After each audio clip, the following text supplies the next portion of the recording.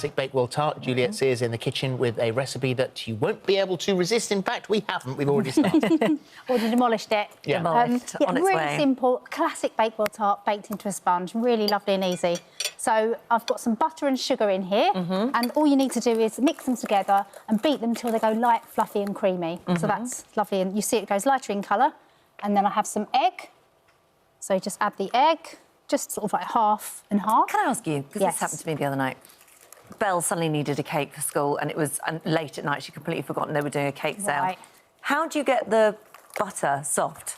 So have you got a microwave? Yeah. So Thank you. but you do have to be careful. So just put it. You've got the entire studio here. We're all thinking microwave. Put it in the microwave. But yeah. So yeah, but you do be careful. Have you got a microwave? You said that so diplomatically. Some people are against microwaves, so I thought, yeah, but make sure it's on the lowest power. Right. Put it into a microwave dish in just like 5 seconds at a time until you can feel it's just starting to squidge. Okay. You do have to be careful. Change your life. Sometimes people like to immerse it in some warm water. If you don't have a microwave at home, just put it into make sure it's completely clinged or in a plastic. Like a bain-marie type. Yeah, like a bain-marie, and just bring it sort of because when it's like rock hard, it just won't mix in, will it? No. Yeah, it's really annoying. I'm glad I asked. So I've mixed my eggs there in there. It looks a bit curdly, but don't worry too much because that will all come together when we get the dry ingredients. So I'm adding some lovely almond extract into there and also some vanilla. So just mix that through. I love the texture of this cake because what we've got going in here, we've got lots of ground almonds. So that's your other element, like the frangipane. So we've got a fairly small amount of flour for the recipe, so that goes in. And some lovely ground almonds. And then it's the ground almonds. And that's that really recognisable taste, isn't it? Yeah, the taste and texture.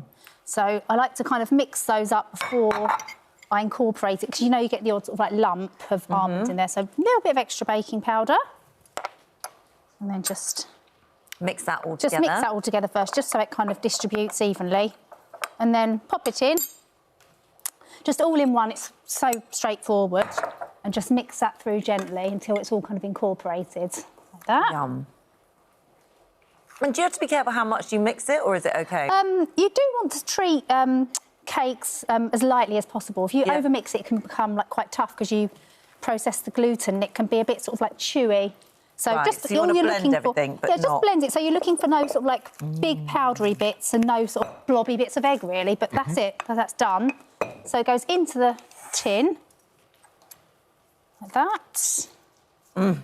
Enjoying I that. love those cherries. You got two, I only got one. Oh, there's want to plenty have over cherry? here. Should raid my cherry You can have mine. jar. Thank you. Can I? Yes, you can. Now we can do this sort of thing. Have it. It's a long time since we've done that. I know. So just level it off.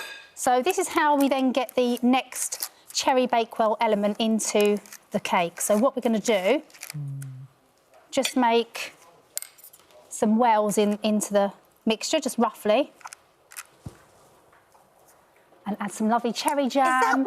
Is that wow? Yeah, so I've got some cherry jam here. So just kind of put them in blobs. Sort of tempted to plant a sunflower seed in there, aren't you? Could give it a try. So yeah, just like roughly mix that through in blobs. And you can use like a raspberry jam or you can get hold of cherry jam. And then once you've got that in there, just... Oh, don't do that. Steady on. I'm having one of those days today. Sorry, I lost your temper. Literally just marble it through like this. Just kind of to drag it through and then level it off again. And you'll see what happens, as you can see, when you bake it. So you bake it in the oven on 180 until it's completely cooked. Yeah. And you'll see that the jam kind of sinks a bit to the bottom, but so you kind of get a nice base of swirly jam. And then you've got the last elements. You've got the lovely glacé icing that goes all over. And that can be quite haphazard, can't it? Yeah, just kind of like just drizzle that over however you like. Yeah, That's exactly what I'm going for there. No. You're not rushed for time at all, are bit you? of Jackson Pollock action there.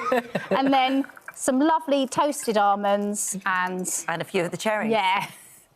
There we go. That is really nice. If you like Nice. Bakewell's tart and you want to have something a little bit different. It's gorgeous. Thank This you. is Really very nice. lovely. Thank you. Tastes brilliant. Thank you. What we needed was a cup of tea with that. That's it, cup of tea. Cup of tea and a bit of cake. Yeah. So take some home. Take some home with you and have some later. Thank you. Thank you very much. Thank you. Thanks very much. Right, for details of today's recipe and a whole load more delicious ideas from our chefs, download the free This Morning app.